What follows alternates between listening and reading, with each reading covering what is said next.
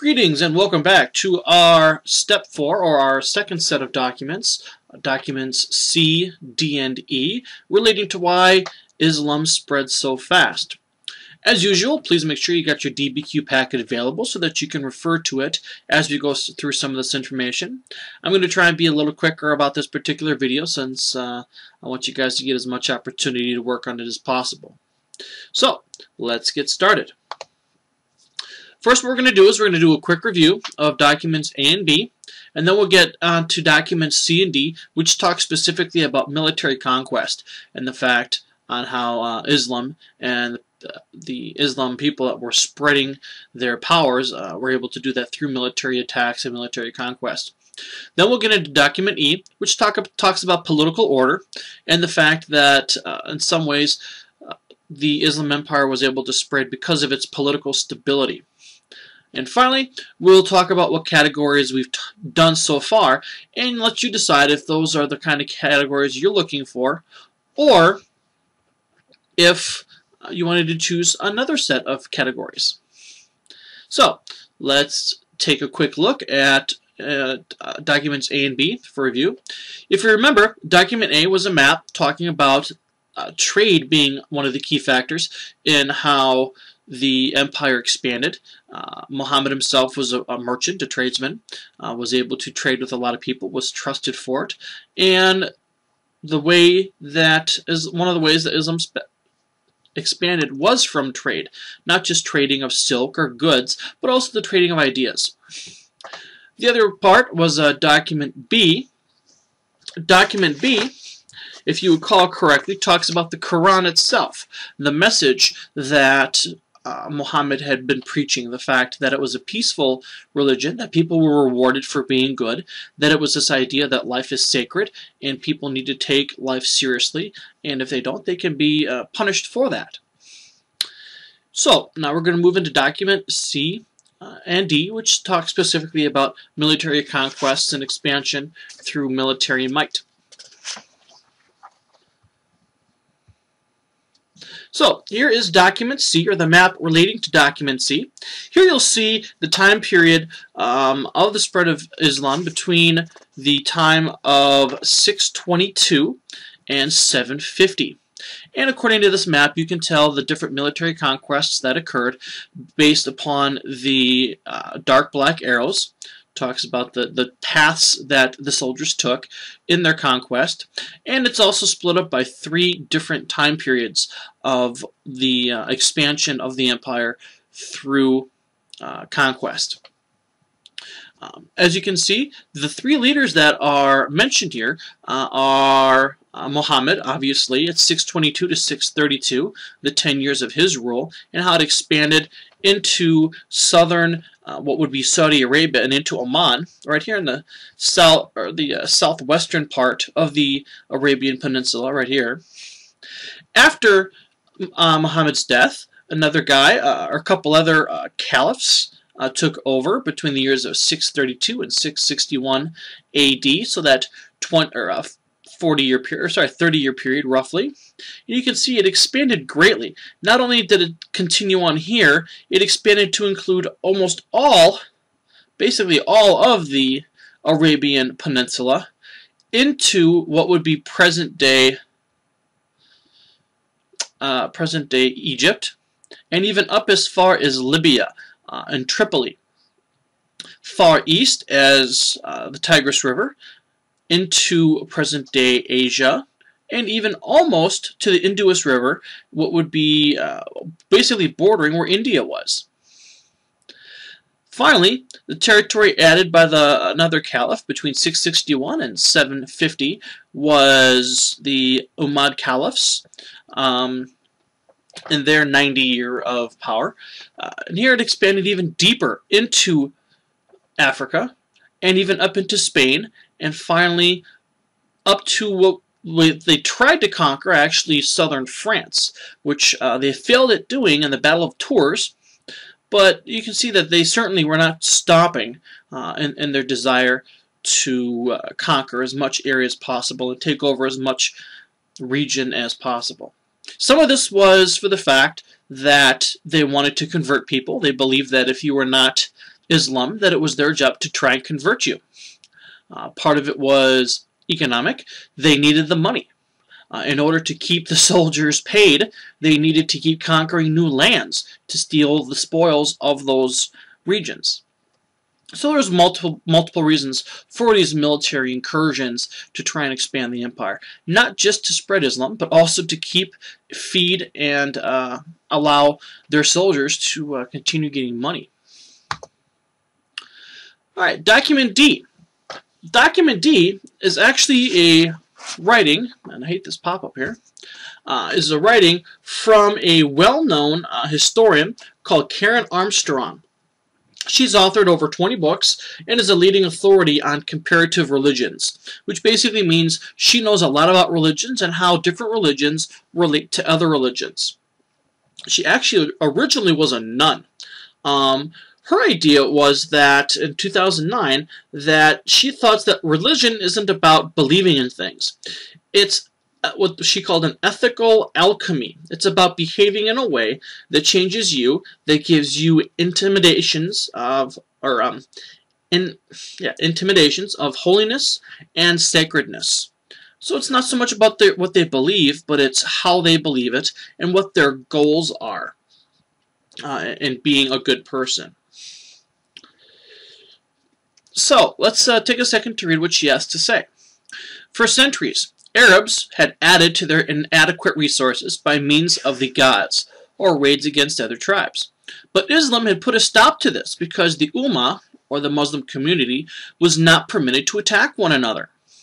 They would replace the gods, which would enable Muslims to scratch out meager livelihoods. The obvious answer was a series of Ghazu raids against non-Muslim communities in the neighboring countries. The unity of the Ummah would be preserved by an outwardly direct offensive attack. There was nothing religious about these campaigns. The objective was to plunder and a common activity that would preserve the unity of the Ummah. For centuries, the Arabs had tried to raid the richer settled lands beyond the Arabian Peninsula. The difference was that by this time, they encountered a power vacuum, Persia and the Byzantinism, and both had been engaged in a decades-long war, or a series of war with one another, and both had been exhausted. So, we have this person talking about originally, before there was Islam, you had these warring families, these warring tribes. But once they were conquered by the Muslims, they could no longer fight each other because the Muslim religion did not allow them to fight one another. It's like fighting your brother. It's something you don't want to do. So their answer to that was, let's fight people who aren't our brothers. Other lands that are non-Muslims. And that's exactly what they did. And again, they did this to try and keep supporting their livelihoods. Later on, they had this problem as they went further north. They had this a power vacuum, as they call it, between the Persians and the Byzantiums. These two groups, you had the Byzantiums on the western side, you had the Persians on the eastern side, and right around the area of present-day Turkey, that had been fighting each other for decades and decades. And this was the perfect opportunity for the Muslims to try and invade each of these territories because they were short on manpower, they were tired of war, as compared to the Muslims, where they had been very successful in their battles. And they took advantage of this opportunity by conquering both empires, to the east and to the west. So this is very advantageous for both of them by quickly taking over these territories because these two enemies were fighting each other, and they just couldn't hold up to the Muslim armies. So we're going to move on to Document E, which isn't so much about military conquest as much as it's about politics and the political aspect of being able to control a region. So let's take a look at this. This was actually a list of 6 of 10 rules or ordinances that was handed down by a Muslim judge. And this purpose of this is to kind of identify and describe the job of the Ummah. or the head of the Muslim religion. And these are just 6 of those. These laws were his alone. He could not delegate them to somebody else. These were left specifically for him. So let's take a look. To maintain the religion according to established principles and the conscience of the first generation of Muslims, if some dubious person deviates from it, the imam must clarify the proofs of religion to him, expound which is correct, and apply to him the proper rules and penalties, so that the religion may be protected from injury and the community safeguarded from error. Basically what this means is it was up to the imam to set down the rules, and if somebody gets out of shape, does something that's against the law of the Muslim's belief or Islam's religion, it was up to the imam to correct that behavior. And sometimes, as mentioned here, the imam had the authority to do it with punishment, so that it would never happen again. Number 2, to execute judgments between litigants, people involved in lawsuits, and to settle disputes between contestants so that justice may prevail and so that none can commit or suffer injustice. So basically he was the guy that decided people suing other people. He was like a judge, and this was a power that was left to the imam. Number 3, to defend the lands of the Islam and to protect them from intrusion so that people may earn their livelihood and travel at will without danger to life or property. It was up to this guy to make sure that the empire expanded for the greatness of the empire, and to make sure that all the people that were part of the religion and part of the region could continue on without fear of being in danger by enemies. Well, to ensure you're safe from your enemies, you just get rid of them. And that was one of the things that the imam was responsible for also. Number 4, to enforce the legal penalties for the protection of God's commandments, for violation for the preservation of the rights of his servants from injury or destruction. Again, make sure that God's commandments are followed, and if people are not following them, to punish them until they learn it. This includes the servants from injury or destruction. Make sure that these laws continue on for the future.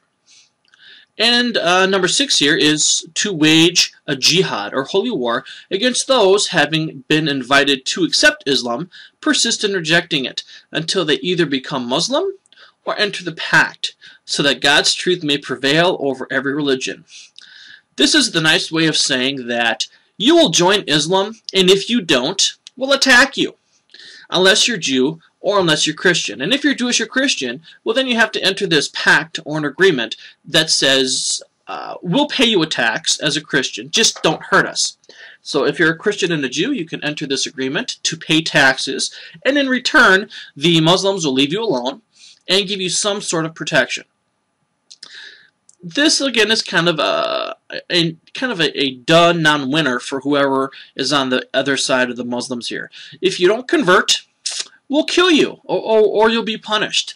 And if you choose not to convert, but you're Christian and Jews, well, then you'll pay us to continue being in that religion. And we've talked a little bit about that in the past. This is a way that the imam was able to control his people based on these ordinances that were set down by this judge. And again, it's very questionable on why he was given such powers. If you look back even today, some of these powers that the imam had kind of relate to what a dictator might even have. He's the judge. He determines if somebody is following the laws or not. He's the executive branch. He's in charge of the military, like our president is. And the legislature. He gets to basically say, well, these are the laws, and because I'm the imam, I'm the one in charge, and I get to make the laws. So he's kind of like a dictator. He had all total power in and of himself. So let's take a look at where we've been so far in relating to our categories for our buckets. First, we looked at document A, which told us about trade and how besides products being traded across the region, how ideas also were traded, as well as obviously this Muslim belief in religion. As they would trade across the region, they would talk to the different traders, the different people they would come across, and we get this whole cultural diffusion that happens just by simple conversations people would have as they're going from one place to another. In document B, we talked about the message itself with the Quran, how the Quran talks about treating people fairly, the idea that human life is sacred, and if you kill one person, it's like killing the world, or if you save one person, it's like you're saving the world. This idea that human life is very valuable. Also this idea of justice, where if you break a law, or if you break the law, you should be punished. A lot of people liked this crystal clear idea of how these laws should work because they're basically telling people be a good person and you'll be rewarded. And most people try to be that way. Today we looked at military conquest in documents C and D, relating to the expansion through the military conquests of Muhammad and his predecessors. The fact that a lot of times they needed to conquer other lands, not just for the territory, but also for the plundering that it offered to them. They weren't able to battle each other anymore like they had in the past because the Quran and Muhammad basically forbid that. You don't want to be battling your brothers. So they went to war against those who were non-Muslims, conquered their lands, and offered them a choice that they can join the Islam religion or they can be defeated, unless you were Christian or Jews, in which case you basically had to pay a tax and then you could live peacefully there. Additionally, today we talked about political order in document E. The fact that the imam, the religious ruler, the religious head of the Islam religion, basically was almost like a dictator. He was in charge of the executive part, making sure that the laws were carried out. He was in charge of like a legislative type job where he would make the laws, and he was also the judicial person, the one who would interpret the Quran and decide if people actually broke the laws or not.